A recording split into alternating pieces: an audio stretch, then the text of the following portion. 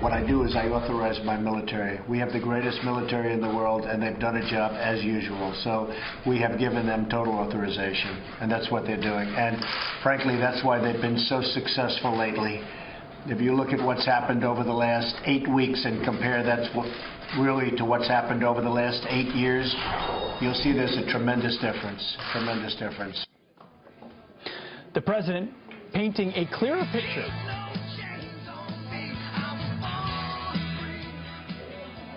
Yeah, we're going to play a little music, demonstrate the moment of impact there in Afghanistan on the Moab in Nangarhar province. But that's after a major strike in that ISIS stronghold yesterday. This new video shows that moment, as we talked about. 36 ISIS fighters, potentially more, losing their lives, thankfully, from that strike. What message does this send to the rest of the world? Here to discuss is former Army Intelligence Officer Lieutenant Colonel Tony Shaffer, former advisor to UN and NATO commanders in Afghanistan, Andrew Peek, and former U.S. Army Intelligence Officer and New York State Assemblyman Kieran Lawler. Kieran, I will start with you. The president talked about authorization, and some people are talking about the process of authorization. Does that matter, and what do our commanders in the field want? I think they want, a free rein to do what they're trained to do. So many wars in the last 50 years, we've talked about Americans fighting with one arm tied behind their back. Well, President Trump, with this authorization, has taken a major step towards untying one of those arms. Very much so. Andrew, civilian casualties always get talked about. Elizabeth Warren obsesses about it right away. The New York Times puts it in their subheadline. There were 0 civilian casualties in this case. Should that be how every strike is judged? Well, absolutely, we would like to have fewer civilian casualties in any strike. That is not the only determinant of success, right? It is whether the mission was accomplished, and then a subsidiary concern is, were there civilian casualties? So in this situation, allegedly there were 0, as per the Afghan government, and I'm inclined to believe them, since usually they exaggerate the number of civilian casualties. They don't downplay it. And Hamid Karzai coming out today, condemning it, talking about it in ways that are counterproductive to actually defeating ISIS there. Colonel, before I go to you, I want to play a montage of the mainstream media accusing President Trump of flip-flopping, changing his positions. You've got an interesting take on it. Let's play that sound first. From President Trump, a flurry of flip-flops. I said, here's the problem with NATO. It's obsolete. I said it was obsolete. It's no longer obsolete. That rhetorical reversal on NATO, just one of several in the past 24 hours. From President Trump, a very different tone about the country he previously called an enemy. President Xi wants to do the right thing. What a change from candidate Trump, who repeatedly used China as a punching bag. Colonel, are we looking at a flip-flop? No, of course not. Look, on the NATO issue, he was very clearly articulating that NATO is outmoded. A number of folks behind the scenes over the past 6 months, and I met with him briefly in this back in August. The idea is to reinvigorate NATO and to make it a 21st century tool of foreign policy. That's what he's doing.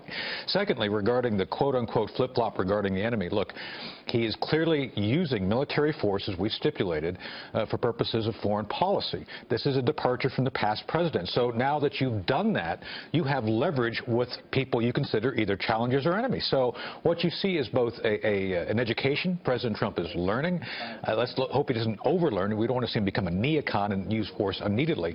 With that said, he's being very effective in trying to blend the ideas of military force, the idea of updating military capabilities with the purposes of driving foreign policy forward, breaking from the past. So this is not a flip-flop. This is progression. And, well, Kieran, to that point, and he's inheriting a world after 8 years that hasn't seen American lead, that's seen us retreat and apologize, lead from behind, if you will. There's a lot of this a reflection not of wanting to nation build or be suddenly a neocon, but instead for the U.S. to assert itself. Yeah, he's dealing with the reality that he inherited. And it's ironic because the press is now criticizing him for taking more conventional positions. Some of these positions, like the Syrian strike, had bipartisan support. And it's an example of whatever President Trump does, he's going to be criticized. And I don't think they're flip-flops. I think Trump plays both the bad cop and the good cop. You saw the bad cop when he said NATO was obsolete, and you saw the good cop when he made some attempts to work with NATO. Now he praises them. And I think that's what's going on here, not flip-flopping. Absolutely. Andrew, the Colonel talked about how this opens the door for diplomacy diplomacy, when you show the willingness and ability to use military force, where's the best opening here going forward? You've got North Korea, you've got Syria, you've got what's going on in Afghanistan. Where do we go next? We are rapidly heading towards a showdown with North Korea. I think that is going to be a crucial diplomatic point in the next week where there's going to be some result out of the Korean Peninsula on the nuclear issue. For the first time, China sounds like it's genuinely on our corner. You know, I think that's part of what fed into the flip-flop narrative that Trump said something positive about the Chinese leadership. But that only reflects that China has made positive steps towards our own position. So if he just continued to be negative, then what would China's incentive have been to help us on this coming diplomatic showdown? And Colonel, we only have 10 seconds, sir, so I'm going to put you on the spot. If there's an emerging Trump doctrine, what does it look like? Don't do dumb things and break the failed policies of the past and do something different and try to achieve victory. Very simple. America first, it sounds America, like. well, victory first. And hit hard. First, America first, and hit hard. Tony Shaffer, Andrew Peek, and Kieran Lawler, thank you very much for joining us a second time this morning. A lot of stuff to discuss.